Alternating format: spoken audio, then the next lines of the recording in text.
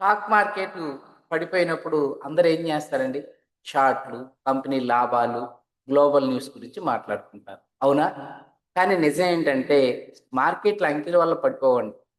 Just emotional వల్ల చాలా problem face చేస్తాం. ఈ 20 నిమిషాల వీడియోలో ఇన్వెస్టింగ్ అనేది ఒక సైకాలజీ అని, మరియు మన యొక్క ఎమోషన్ కంట్రోల్ చేసుకుంటే లాజికల్‌గా ఇన్వెస్ట్ చేయాలో నేర్చుకుంటాం. I am Lokesh. నేను ఆల్రెడీ ఎన్ఐఎస్ఎం సర్టిఫైడ్ ట్రైనర్‌ని.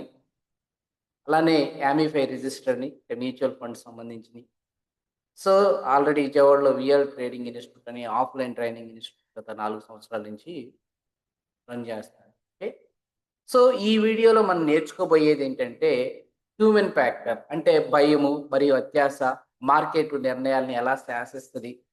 అంటే అలానే స్మార్ట్ పీపుల్ ఎందుకు స్ట్రగుల్ అవుతున్నారు? అలానే స్టాయిక్ ఇన్వెస్ట్‌మెంట్ మైండ్‌సెట్ ఏంటి? ఇయన్నిటి కూడా ఈటీఎఫ్‌లో ఎలా ఉంటది అని చెప్పేసి కూడా మనం నేర్చుకోబోతున్నాం.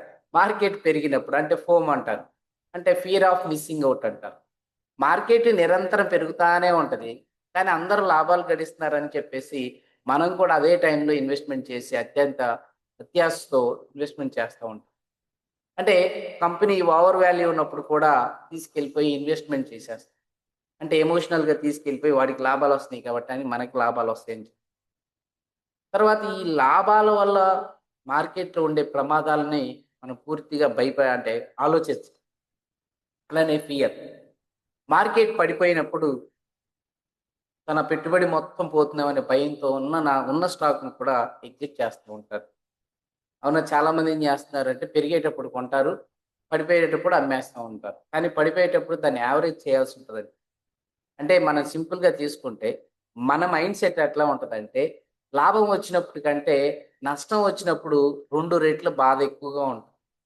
అందుకే మార్కెట్ నుండి పూర్తిగా బయటకొచ్చేస్తారు. అంటే మీడియాలో వచ్చే నెగెటివ్ వార్తలను చూసుకొని భయపడి తమ దీర్ఘకాలిక లక్ష్యాలని వదిలేస్తారు. ఎలా జయించాలి అంటే సింపుల్ ఏంటేనండి. ఈటీఎఫ్ స్ట్రాటజీస్ ఉన్న స్టాక్స్‌ని అంటే ఈటీఎఫ్ ఇండెక్స్‌లో కానీ నార్మల్‌గా ఈటీఎఫ్‌లో బాగా ప్రాఫిట్ వస్తది. ఎప్పటికి జీరో అనేది అవ్వదు. సో, పడినప్పుడు తీసుకోవటం ఇలాంటివి చేయొచ్చు. దాని తర్వాత స్టాయిక్ మైండ్ సెట్ కలిగి ఉండాలి. అంటే ఏంటి? మార్కెట్ పడిపోయినా నీకు సంబంధం లేదు. పెరిగినా నీకు సంబంధం లేదు. ఒక స్థిరమైన సిస్టమాటిక్‌ని మీరు మైండ్‌కి ఇవ్వాల.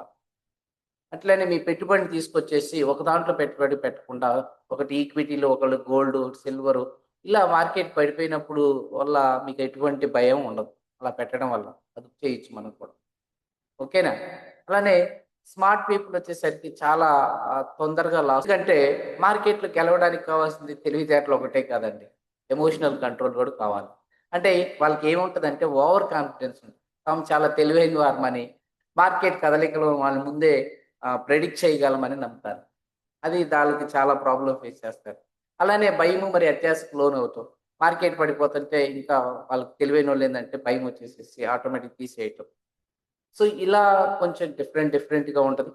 అయితే మన మేధావుల్ని దెబ్బతీసేది కొన్నున్నాయండి. అదే ఇందాక చెప్పాను గదా!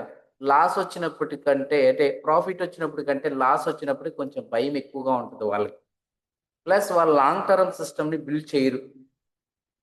హార్డ్ మెంటాలిటీ అంటారు.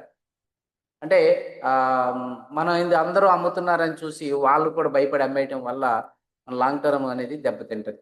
అంటే సిస్టమ్ కంటే ప్రిడిక్షన్‌కి ఎక్కువ వాల్యూ ఇస్తా ఉంటారు వాళ్ళు తెలివైనోళ్ళు. సో, ఇయన్నిటికి ఒకే పరిష్కారం. ఈటీఎఫ్‌ల మీద ఒక్కసారి కాన్సంట్రేషన్ చేయండి. ఓకేనా?